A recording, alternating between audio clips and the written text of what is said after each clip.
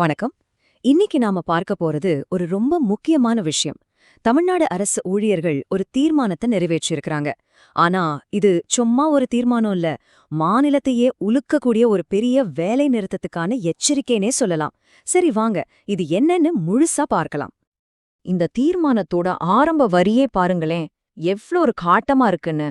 அரசின் கொடுங்கரங்களிலிருந்து பறித்தெடுக்க ஆயத்தமாவோம். இது சும்மா வார்த்தைகள் இல்லங்க. அரசு ஊழியர்களோட மனநிலை இப்போ எப்படி இருக்கு, இந்த விஷயம் எவ்ளோ சீரியஸானதுங்கிறத இது அப்பட்டமா காட்டுது. ஒரு பெரிய போராட்டத்துக்கு இதுதான் முதல் படி. ஆமாங்க, நாம பார்த்த அந்த வரி ஒரு முறையான தீர்மானத்தோட ஒரு பகுதிதான். இந்த தீர்மானம் மூலமா அரசுக்கு ஒரு நேரடியான எச்சரிக்கையே கொடுத்திருக்காங்க.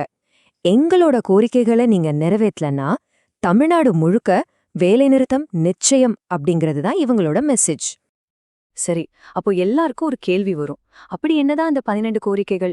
எதுக்காக அரசு ஊழியர்கள் இவ்ளோ பெரிய ஒரு போராட்டத்துக்கு ரெடி ஆகுறாங்க?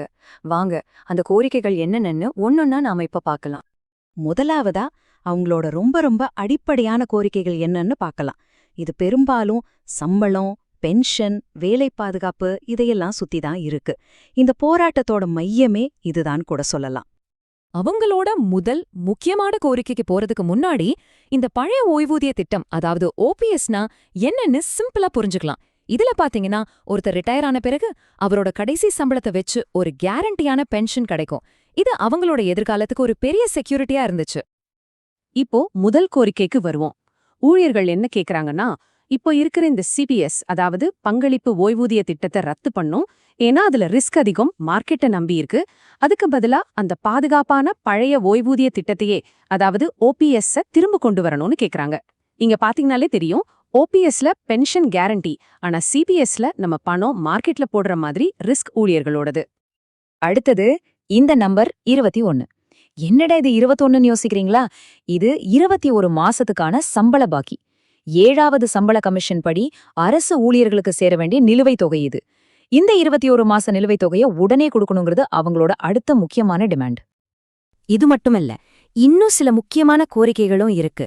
முதல்ல, கவர்மெண்ட்ல லட்சக்கணக்கில் காலியா இருக்கிற போஸ்டிங்ஸ உடனே நிரப்பணும்.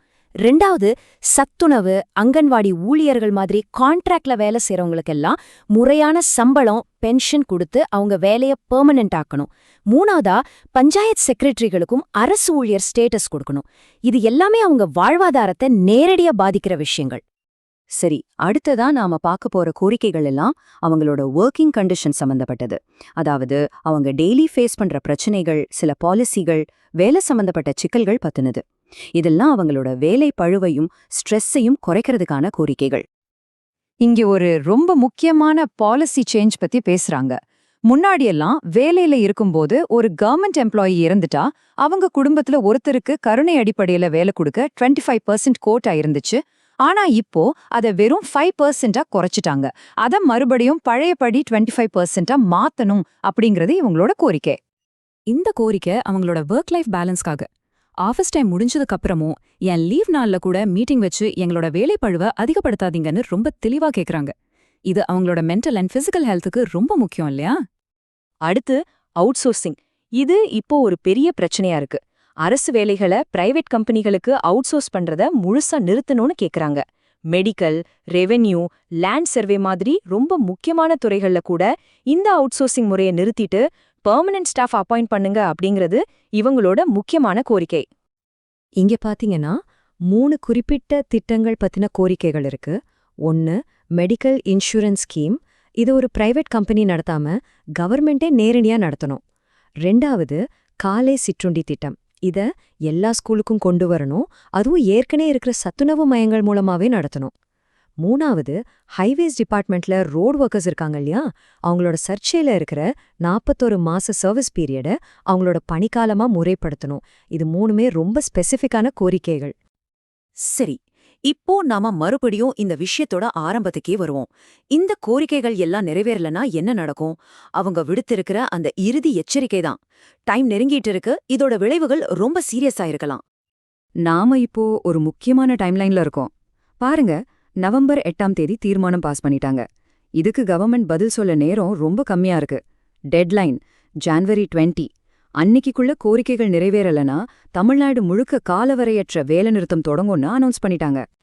இதனால என்ன ஆக போகுதுன்னா, அரசு ஊழியர் சங்கங்களுக்கும் தமிழ்நாடு அரசுக்கும் நடுல ஒரு பெரிய மோதலுக்கான களம் ரெடி ஆயிடுச்சு. இதுல 2 பக்கமுமே ஜெயிக்கிறதுக்கு நிறைய இருக்கு, இழக்கிறதுக்கும் நிறைய இருக்கு. ஊழியர்களுக்கு இது வாழ்வாதார போராட்டம், அரசுக்கு இது ஒரு பெரிய நிதி மற்றும் நிர்வாக ரீதியான சவால். கடைசியா இந்த ஒரு கேள்வியோட நாம இதை முடிச்சுக்கலாம். இந்த கோரிக்கைகளை அரசு ஏத்துக்குமா, இல்ல தமிழ்நாடு ஒரு பெரிய வேலை நிறுத்தத்தை பார்க்க போகுதா? நம்ம மாநிலத்தோட பொது சேவைகளோட எதிர்காலம் என்ன ஆகும்? இதெல்லாம் நம்ம எல்லாரும் யோசிக்க வேண்டிய ஒரு முக்கியமான கேள்வி.